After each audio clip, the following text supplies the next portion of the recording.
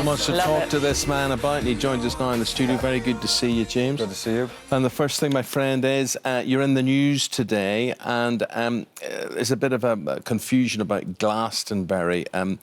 You love Glastonbury. I do. Right? I do, yes. But it's a sort of bit of a love-hate relationship at the minute.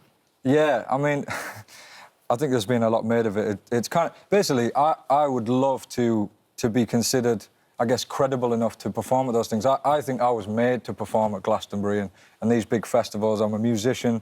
I've worked very hard since 7 years since the X Factor.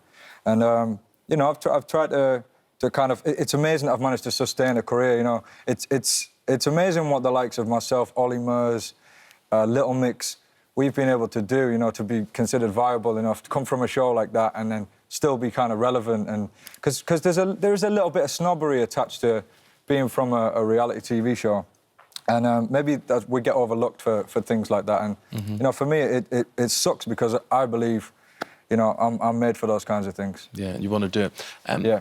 You know, the funny thing is, what is manufactured? Because, you know, whatever the artist, and sometimes people who are the naffest artists are regarded as the naffest artists ever, they're then reinvented and they appear in Glastonbury and it all comes full circle. Music is music, surely, isn't it?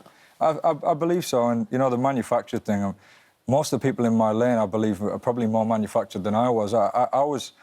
I was in a position where I had to go for the X Factor. I didn't have any money. I didn't have people pumping, you know, finance into me the way that a lot of these guys... That was your route. That was the way... you hear these guys on the radio and they sort of build these homegrown, they've, like, worked their way up, but really, they come from some sort of money, I think. It can all be a bit That's of not me being bitter, it's just the kind of... It's a fact. It's a so fact. if anyone's watching from Glastonbury, you want to be on the bill? I would, yeah, it's not a dig at them, you know. Because you love it. I love it, and, you know, that's my dream, is to be on those hopefully kind one of day, things. my friend. Yes. I've never been, but maybe for you I'd go.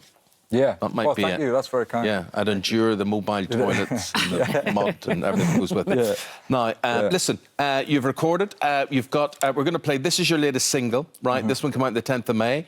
It's called Falling Like the Stars. It's from an album which, as of yet, has not got a name. It hasn't got a name, but now it does. It's called You, and it's kind of...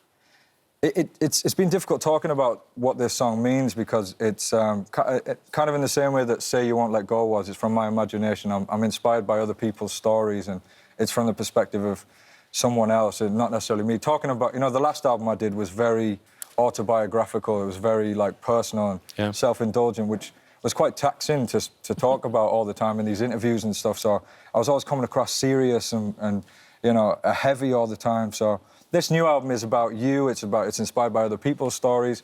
And even though some of these stories are about my life, they're from maybe the other person's perspective. A lot of your songs are about love. You know, they touch your heart when you listen to them. And why do you write about love so much? I think I'm inspired by it. I think, you know, I came from a lot of heartbreak. Like, I grew up, you know, feeling a lot of pain and stuff. So I always found that love and, you know, watching love and people's relationships always made me quite happy. And I think I just kind of...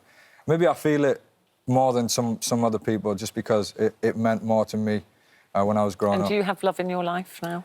Yeah, I do. I do. I have a lot of people that I love. And, good. Yeah, good people around me. Yeah. You also, unfortunately, have a bit of anxiousness in your life, and a lot of people will relate to you, and you're a great flag bearer for people who suffer from anxiety, and it's quite crippling for you. And I would have thought, I mean, you're so good at what you do, and when you go on stage, it must be a tremendous release, or almost like therapy to you. But it's the getting on stage. There you were an X Factor at Britain's Got Talent last night, and live performance. Did that worry you? Yeah, and I always think about what can go wrong. Am I going to fall over on national television? I had a little platform that I had to step onto last night as part of the creative, and all I could think about was, I'm going to go, like, you know, I'm going to end up killing myself on national television. So, yeah, the anxiety is crippling before I perform, but when I'm in it and I'm doing it, it's non-existent. So. And you recently had to pull out of a concert, and you were very honest, you know, on your social media as to why you didn't... It wasn't like, oh, he's got a bad throat. You said it's, you know, having an anxiety attack and I just can't do it. Yeah, I've never had to cancel a gig due to my anxiety before. But I just felt like here's an opportunity. I could say I'm not very well. I got a sore throat.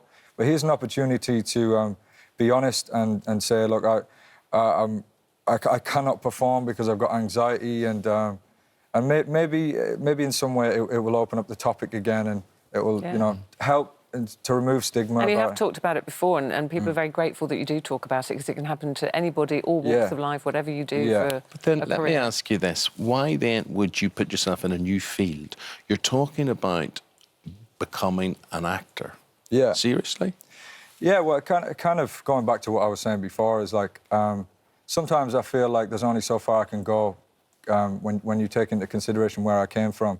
You know, I can only feel like I'm going to be overlooked for so long in this field, and I've done it. You know, it's amazing what I've been able to achieve since the X Factor, and sometimes I feel like, you know, I kind of used to make music for myself and to inspire other people, and my competitive ego sometimes gets in the way, and I think, So acting might be the next thing you move on to? It kind of, you know, pretending to be other people and exploring another avenue of creativity. Well, good luck to you, mate. Well, we hope we don't lose you from music. If you're half as good at that as you are at singing, songwriting, you will be a great success. Pleasure. Always a pleasure, James. Thank you, James. Thank you. Keep well, my friend. Falling Like the Stars is out now, and the album later this year. Yeah, and I'm going on tour in October. So tour in October. Come Good have a lad. look. Good lad. Thanks, The album's James. you. Lovely to see you.